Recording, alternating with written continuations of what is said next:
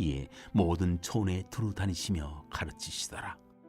12 제자를 부르사 둘씩 보내시며 더러운 귀신을 제어하는 권능을 주시고 명하시되 여행을 위하여 지팡이 외에는 양식이나 배낭이나 전대의 돈이나 아무것도 가지지 말며 신만 신고 2벌 옷도 입지 말라 하시고 또 이르시되 어디서든지 누구의 집에 들어가거든 그곳을 떠나기까지 거기 유하라.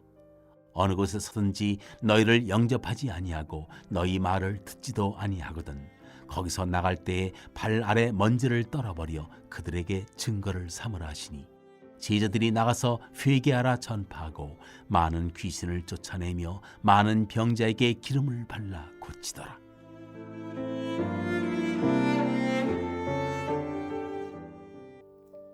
아멘. 오늘의 말씀은 빈손으로 채우는 하나님의 나라라는 제목으로 이 새벽의 말씀을 함께 묵상하길 원합니다. 오늘 말씀은 주님께서 12 제자를 세상 가운데로 본격적으로 파송하시는 말씀의 내용입니다. 지금까지 제자들은 예수님과 함께하면서 가까이에서 말씀도 듣고 또 주님이 행하신 기적을 바로 곁에서 지켜본 견습생들이었습니다. 하지만 이제 그 견습생의 신분을 떠나 그리고 또 예수님을 떠나 세상으로 파송됩니다. 예수님이 그들을 처음 부르실 때는 그들에게 나에게로 오라고 하셨지만 이제는 그들을 향해 말씀하십니다. 너희들은 이제 가라. 너희들이 받은 그 은혜와 그 말씀을 들고 세상으로 나아가는 제자로서의 너희의 정체성을 보여주라고 말씀하십니다. 그리고 예수님이 파송하는 데는 그 원칙과 명령이 있습니다. 먼저는 둘씩 가라고 말씀하십니다. 제자들을 혼자 보내시지 않으시고 둘씩 짝을 지어 보내십니다. 이 신명기 율법에서 보면 이것은 참 중요한 일입니다. 거기에서 신명기 율법에서는 사실이 참된 것을 증명하기 위해서는 최소한 2사람 이상의 증인이 필요했습니다. 제자들이 전할 복음이 그만큼 중요하고 확실한 사실임을 증거하기 위해서 둘씩 보냅니다. 그리고 이 둘씩 가는 데에는 영적인 의미가 더 깊습니다. 전도의 현장과 사역의 현장은 사실 굉장히 치열한 영적인 전쟁터와 같습니다. 우리가 믿지 않는 부모나 자녀나 가족을 마주할 때 우리는 사실 영적인 전쟁터임을 고백하고 기도하면서 나아가야 합니다. 그래서 때로는 이 영적인 전쟁터에 혼자 가는 것은 사실 굉장히 낙심하기도 쉽고 유혹에 넘어지기도 쉽습니다. 그래서 가정 중에 혼자 신앙생활을 할 때는 반드시 영적인 기도의 동역자, 말씀의 동역자가 필요합니다. 저는 대학교 때 하나님을 인격적으로 만나고 홀로 신앙생활을 시작했습니다. 가족 중 누구도 함께 하지 않았기 때문에 사실 치열한 영적 전쟁터였습니다. 때로는 나도 부모님이 교회를 다니셨으면 저 친구들처럼 수요 예배 때, 금요 예배 때 자유롭게 교회를 갈 수 있을 텐데 부럽기도 했습니다. 하지만 돌이켜 생각해보면 하나님께서는 저를 혼자 내버려 두시지 않았습니다. 교회 공동체를 통해 또 중마고인 친구를 통해 때로는 혼자 낙심하고 유혹에 넘어지기 쉬울 때 저를 잡고 일으켜 주었습니다. 하나님은 우리가 독불 장군처럼 혼자 신앙생활 하기를 원치 않으십니다.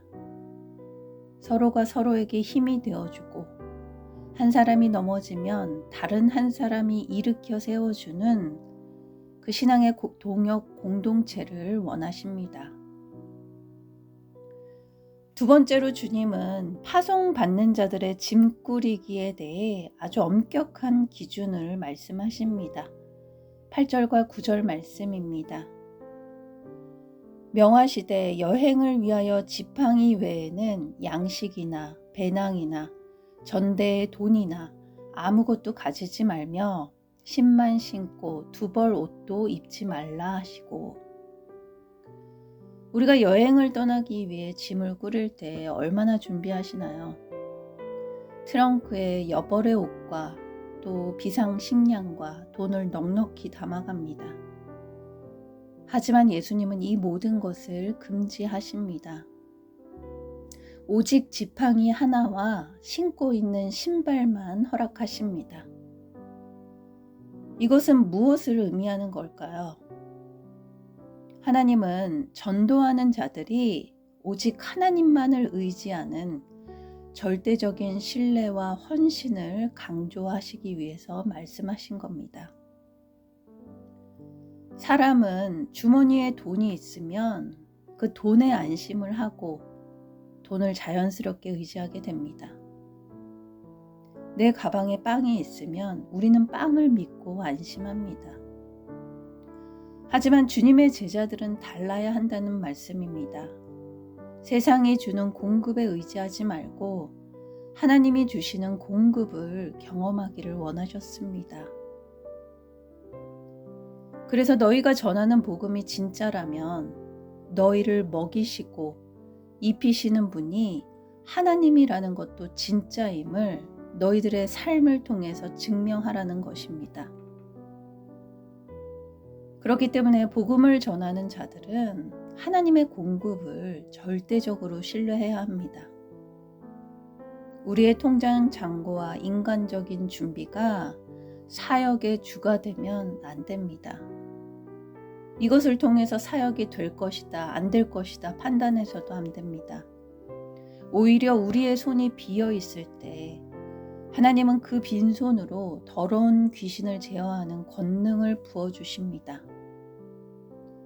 세상의 힘과 같은 돈과 빵을 내려놓을 때 비로소 하나님의 권능이 우리를 통해 흘러가기 때문입니다. 마지막 세 번째로 파송하시는 원칙과 명령은 바로 자유함입니다. 만약 너희가 복음을 전했는데 복음을 거절당할 때 태도에 대해서 말씀하십니다. 11절 말씀입니다. 어느 곳에든지 너희를 영접하지 아니하고 너희 말을 듣지도 아니하거든 거기서 나갈 때 발 아래 먼지를 떨어버려 그들에게 증거를 삼으라 하시니, 우리가 복음을 전하고 선을 행할 때 모든 사람이 우리를 다 환영하지 않습니다. 때로는 냉대를 받고 때로는 무시를 당할 때가 있습니다. 그럴 때 우리는 내가 뭘 잘못했나?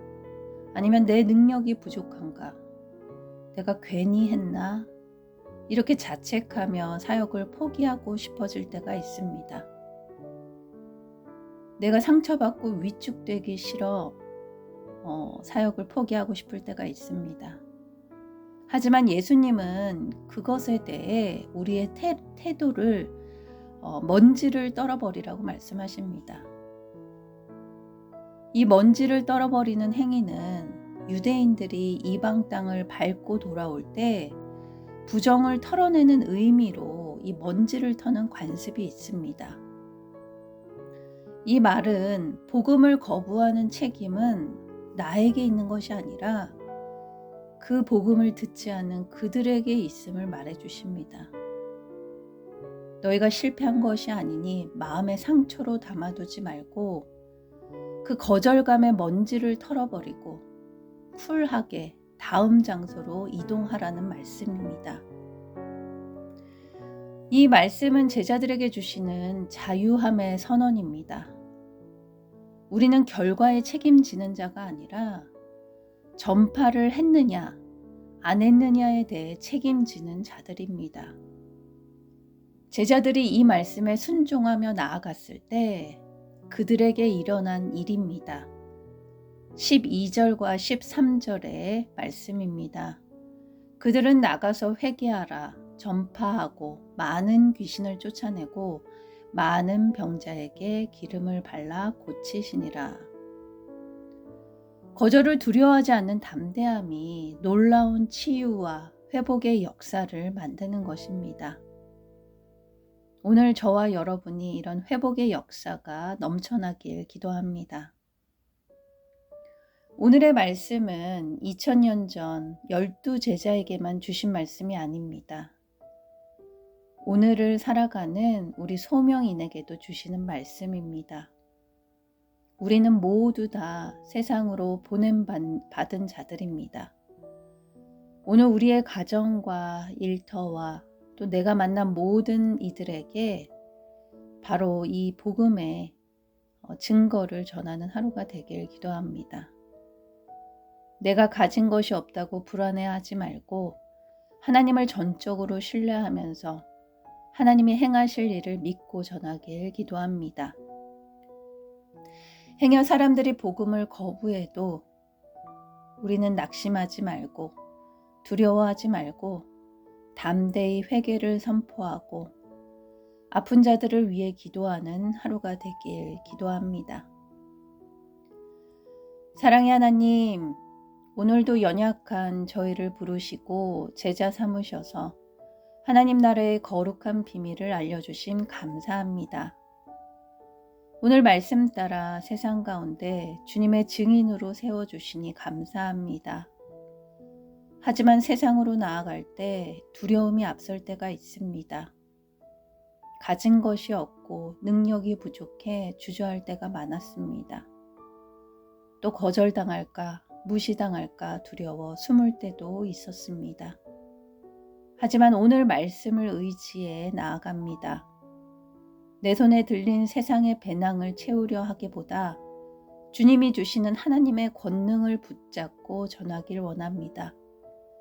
오늘도 우리의 발걸음이 닿는 곳마다 사단의 세력이 무너지고 하나님의 나라가 임하는 회복과 치유를 경험하길 기도합니다. 오늘 하루도 인도하여 주시옵소서. 감사드리며 예수님의 이름으로 기도드립니다. 아멘.